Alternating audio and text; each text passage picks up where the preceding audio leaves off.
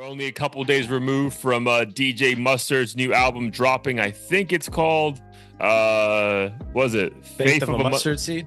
Faith of a Mustard Seed, sorry. 14 tracks, a little bit less than an hour. What was your thought on the release itself?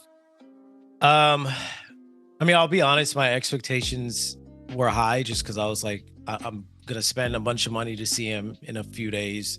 Okay, so you were hoping for like a whole like big rollout, like let's get excited about this set because of the album too. Yeah, and just the momentum of Not Like Us and Kendrick. I'm just thinking like it has to be like really good at the most basic level. But I would say I was kind of disappointed. I just expected more undeniable bangers. Not Like Us obviously is hard to match, but I figured out of like, you know, the 14, 15 songs that there would at least be like 4 or 5. But it seems like two of the songs I liked and really liked, and one of them I had already heard 3 weeks ago or whatever. The Parking Lot? Yeah.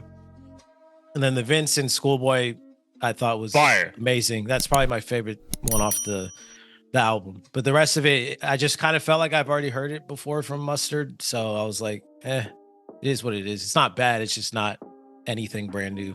Were you surprised that it wasn't really? Because even the Vince and Schoolboy Q one, which I agree was really good. What was the song called? Pressure It Up. Pressure It Up? Yeah, Pressure It Up. So even that one, though, wasn't very up-tempo. So were you surprised that it wasn't really that energy? Yeah. And I listened to it several times afterwards, and I was like, okay, this could go at a club, but yeah, it wasn't as up tempo as standard Mustard tracks that I have heard before and you've heard before. I'm not mad at it. I still think they did their thing. I was just kind of surprised that it wasn't more up tempo. That song or the album in general? The album in general, for sure, and that song to a degree. Yeah, so for me, the album, I think, again, because I think on the last song, I mean, I'm confident that the Pray For Me, which is like just a very long like outro, he explains, he gives shout out to Kendrick for, hey, because of Kendrick, I didn't need a rollout. And I'm like, bro, I kind of wish you had a rollout, or at least like, I mean, maybe it was on purpose, bro. But like this essentially almost felt like his version of like a ghetto gospel album. Right. Mm-hmm. Like, and I appreciate that, but that definitely wasn't the energy I was thinking when I pressed play, you know, like it felt like his version of like a Kanye Life of Pablo. Again, when you start the album off with a Kirk Franklin, you know, feature, you don't really think it's going to lean in completely. But that's kind of what this felt like. And I'm like, that doesn't really go, again, Parking Lot and Not Like Us as the most like, you know, biggest songs you have before dropping this. It just seems odd that those are essentially the singles that we're thinking we're gonna get, and then the album starts and then it finishes. You're like, bro, like what energy am I meant to listen to this in? Yeah, it seems like there was a mismatch with the tone.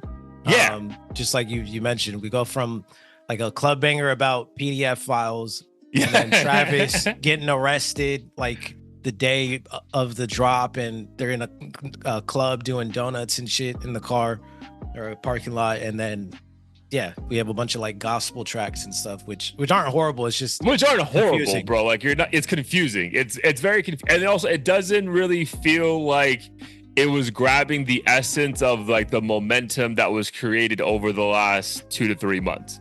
I think it felt very much like, oh, I've always been thinking about dropping a gospel type hip hop type production album. Let me do it now since everyone's gonna get everyone peeped, right? If this Mustard album dropped with no Not Like Us in existence, I probably wouldn't check it out, right?